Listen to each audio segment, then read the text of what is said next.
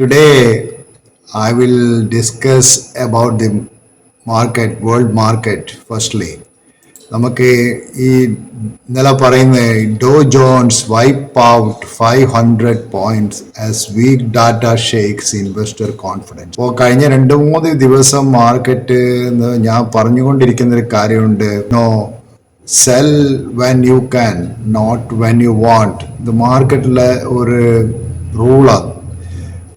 നിങ്ങൾ എൻ്റെ 2 ദിവസം മുമ്പുള്ള വീഡിയോയിൽ ഞാൻ പറഞ്ഞ കാര്യങ്ങളെന്ന് പറഞ്ഞ് മാർക്കറ്റ് ഞാൻ വീക്കായി കാണുന്നത് this is a time to book the profit and exit the market. ഒരു കാരണം ഞാൻ കാണുന്നത് ഇന്ത്യൻ മാർക്കറ്റിന് ഇത്ര വാല്യുവേഷൻ വളരെ ഹൈ ആയ ഒരു മാർക്കറ്റിൽ എപ്പോഴും സെൽ ഓഫ് പെട്ടെന്ന് വരും. പിന്നെ ഈ GDP ടു മാർക്കറ്റ് റേഷ്യോ ഇന്ത്യൻ്റെ ഓൾമോസ്റ്റ് 150% കഴിഞ്ഞു. വാം ബഫറ്റ് പറഞ്ഞ പോലെ ഈ GDP ടു മാർക്കറ്റ് ക്യാപ്പിൻ്റെ ratio should be less than less value കുറവായിരിക്കണം. അപ്പോൾ നമ്മളെ ഈ GDP ടു മാർക്കറ്റ് ക്യാപ്പിൻ്റെ വാല്യൂ വളരെ കൂടുതലാണ്. അതുകൊണ്ട് എനി മൊമെൻറ്റ് മാർക്കറ്റിൽ ഹെവി സെൽ ഓഫ് വരും. പിന്നെ ഇന്നലെ ഞാൻ അമേരിക്കൻ മാർക്കറ്റിലും വളരെ മോശം പെർഫോമൻസാണ് കണ്ടത്. അപ്പോൾ വെള്ളിയാഴ്ച ഈ HDFC ബാങ്ക് അല്ലാതെ HDFC ബാങ്കിന്റെ സപ്പോർട്ടും കൂടി ഉണ്ടായിരുന്നില്ലെങ്കിൽ മാർക്കറ്റിൽ ഇതിലും വലിയൊരു ഫോൾ പ്രതീക്ഷിക്കാം. ഇനിയിപ്പോൾ ഞാൻ കാണുന്ന മാർക്കറ്റിലെല്ലാം സെൽ ഓൺ റൈസ് ആയിരിക്കും. ഇന്നലെ FIS എല്ലാം വിറ്റുകുറേ, പക്ഷേ എന്ന് വെച്ചാൽ അതേ സമയത്ത് അത് ഡൊമസ്റ്റിക് ഇൻസ്റ്റിറ്റ്യൂഷണൽ ഇൻവെസ്റ്റേഴ്സിന്റെ സപ്പോർട്ടും കൂടി കിട്ടിയിരുന്നു. ഞാൻ കാണുന്ന എൻ്റെ ഒരു പേഴ്സണൽ വ്യൂ എന്ന് വെച്ചാൽ ഇനിയിപ്പോൾ കറക്ഷൻ വരാൻ പോകുന്ന ഏരിയ IT മേഖലകളാണ്. കാരണം നമ്മൾ IT സ്റ്റോക്സ് ഒക്കെ വളരെ ഹൈ വാല്യൂഷൻ, ഇപ്പോൾ TCS എടുത്താലും ഇൻഫോസിസ് എടുത്താലും വളരെ ഹൈയിൽ എത്തിക്കഴിഞ്ഞു. സോ എന്തായാലും അവിടെ ഒരു കറക്ഷൻ പ്രതീക്ഷിക്കാം. ഈ ഇൻഫോസിസ്, TCS, IT മേഖല എല്ലാ സ്റ്റോക്കുകളും എടുത്ത് എംഫസിസ് ആയാലും ശരി, APS മൈൻഡ്, ഇങ്ങനെ ക്യാഷ് സ്റ്റോക്സ് ഞാൻ പറയാം, ഫോർജാലും എല്ലാ സ്റ്റോക്സിനും വളരെ ഹൈ വാല്യൂഷൻ എത്തി അവിടെ ഒരു ചെറിയൊരു കറക്റ്റ് ചെയ്ത് പോകുന്നതാണ് ഞാൻ പ്രതീക്ഷിക്കുന്നത്.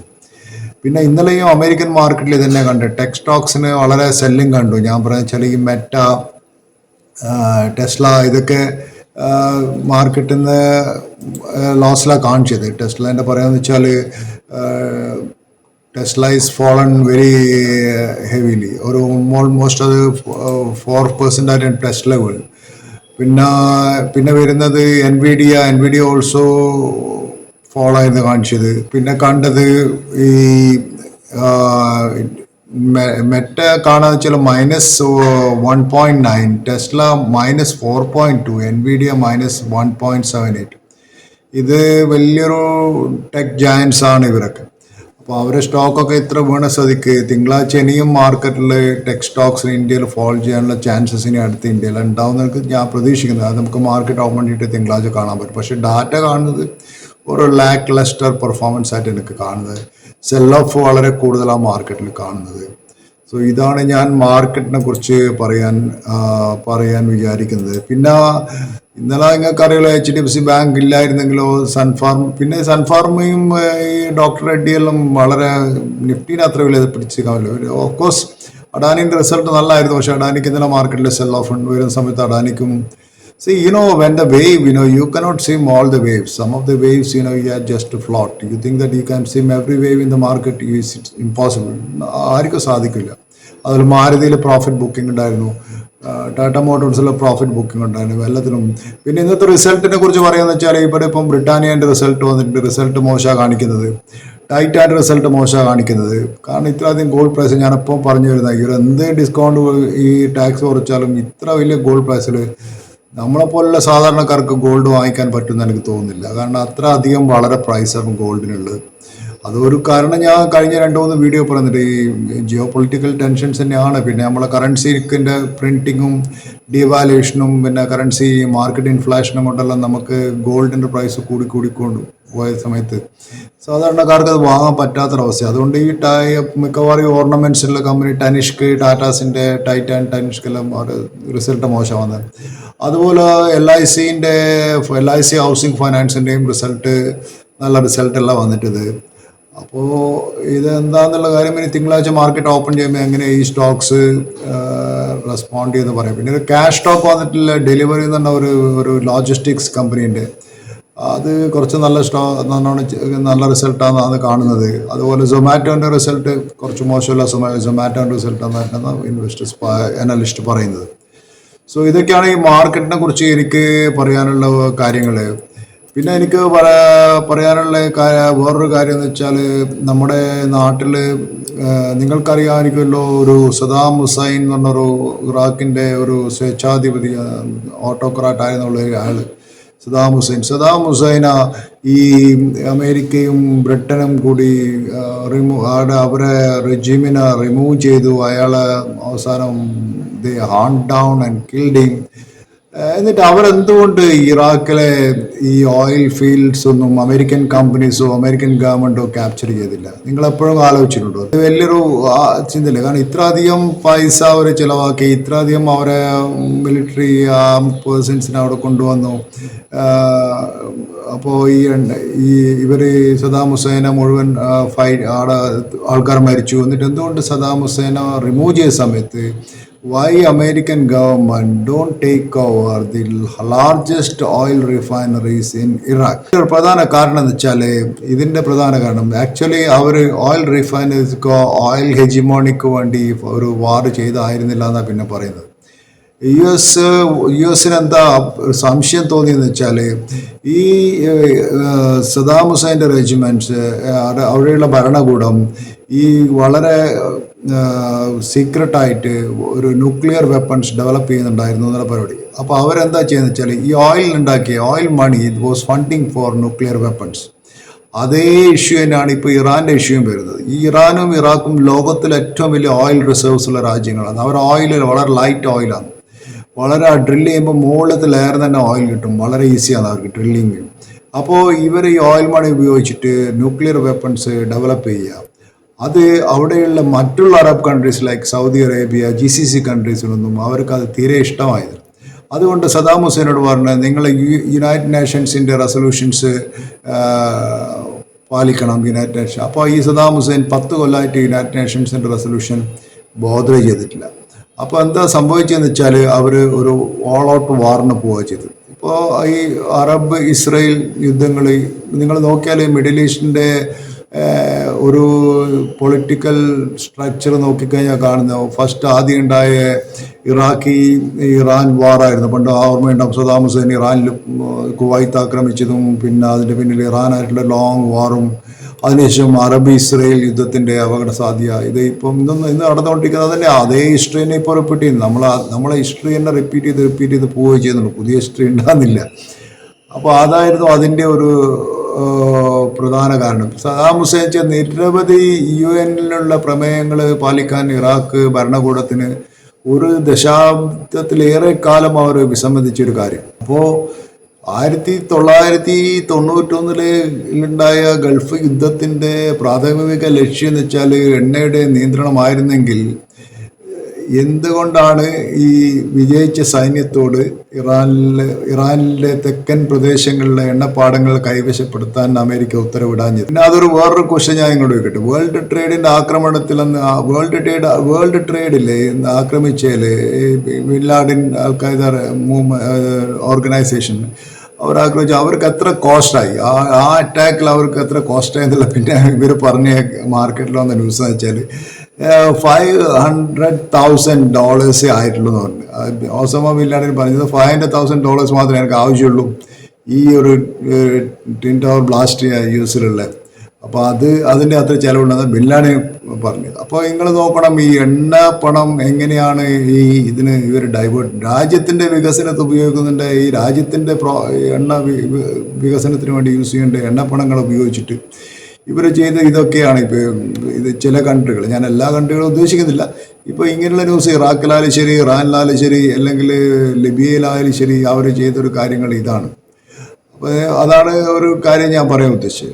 ഈ വേൾഡ് വാർ വൺ എങ്ങനെയാണ് ഉണ്ടായതും അതിൻ്റെ പിന്നിലുള്ള വെപ്പൺസ് എന്താ യൂസ് ചെയ്തത്? വേൾഡ് വാർ വണ്ണിലുണ്ടായെന്ന് വെച്ചാൽ ഈ റെയിൽവേയും കുതിരവണ്ടികളും ഈ ആർമീൻ്റെ മാർച്ചുകളും അത് മെയിൻലി ഉണ്ടായിരുന്നു. പക്ഷേ രണ്ടാം ലോക മഹായുദ്ധം ആകുന്ന സമയത്താണ് ഒരു ശരിയായൊരു ടെക്നോളജി, ഇന്നത്തെ ടെക്നോളജി ഇന്ന് ഡ്രോൺ ഉപയോഗിച്ച ടെക്നോളജി, അന്ന് ഈ ഒരു യന്ത്രവൽകൃത യുദ്ധം എന്ന് പറയുന്നത് രണ്ടാം ലോക മഹായുദ്ധത്തിൽ വരുമ്പോൾ മാത്രമേ ഉണ്ടായിരുന്നുള്ളൂ.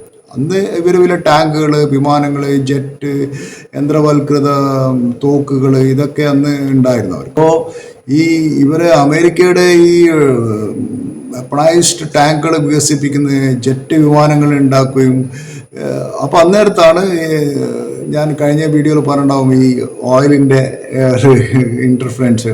അവിടെയാണ് ഇന്ധന ആശയങ്ങൾ വരുന്നത്. കാരണം അമേരിക്കേൻ്റെ ഒരു 60 ടൺ M1 ഈ എബ്രഹാംസ് യുദ്ധക്കപ്പലിന് 400 ലിറ്റർ ഇന്ധനം വേണം, 100 കിലോമീറ്റർ പോകണമെങ്കിലും. അതേസമയത്ത് മെർസിഡീസ് ബെൻസ് എസ് ക്ലാസ് 600 മോഡലിന് 15 ലിറ്റർ ഇന്ധനം ഉണ്ടെങ്കിൽ 100 കിലോമീറ്റർ പോകാൻ പറ്റും. അപ്പോൾ നമ്മൾ ഹോണ്ട സിവിക് കാറിന് 8 ലിറ്റർ ഇന്ധനം ഉണ്ടെങ്കിൽ 100 കിലോമീറ്റർ പോകാൻ പറ്റും. അപ്പോൾ നിങ്ങൾക്ക് നോക്കണം അതിൻ്റെ എനർജി എഫിഷ്യൻസി. അപ്പോൾ ഇന്ന് നോക്കുക വെച്ചാൽ ഈ ലോകത്തിൽ ഏറ്റവും കൂടുതൽ എനർജി യൂസ് ചെയ്തൊരു കൺട്രി അമേരിക്കയാണ്. ഈ പെട്രോ കെമിക്കൽ ഫ്യൂവലിൻ്റെ ഏറ്റവും കൺസ്യൂം ചെയ്തൊരു കൺട്രി US തന്നെയാണ്.